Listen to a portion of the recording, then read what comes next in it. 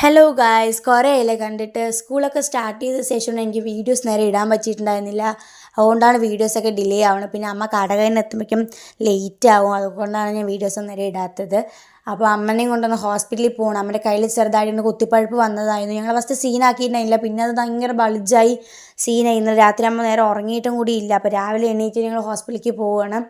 ഇന്നലെ നല്ല കരച്ചിലൊക്കെ ആയിരുന്നു അമ്മ. പിന്നെ അതേപോലെ തന്നെ കൈ കൊണ്ട് ഒന്നും ചെയ്യാൻ പറ്റുന്നില്ല. അപ്പം ഞാനായിരുന്നു എല്ലാം ചെയ്ത് കൊടുക്കുന്നത്. അപ്പോൾ ഉണ്ണിക്ക് ബായ് പറഞ്ഞ് ഞങ്ങൾ നേരെ ഹോസ്പിറ്റലിലേക്ക് എത്തിയിട്ടുണ്ടായിരുന്നു. കുഴൽമന്തിക്കാണ് വന്നിട്ടുണ്ടായിരുന്നത്. കുറച്ച് നേരത്തെ ആയതുകൊണ്ട് OP സ്റ്റാർട്ട് ചെയ്തിട്ടുണ്ടായിരുന്നില്ല. അപ്പോൾ അമ്മയ്ക്ക് അത്ര നേരം അവിടെ മിണ്ടാണ്ടിരിക്കാൻ പറ്റില്ല. അവിടെ ഇനിയും നടന്നുകൊണ്ടിരിക്കണം.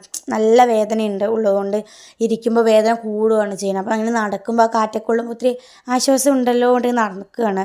പിന്നെ ഡോക്ടറിനെ കാണിച്ചിട്ടുണ്ടായിരുന്നു. അത് ക്ലിപ്പ് എടുക്കാൻ വിട്ടുപോയി.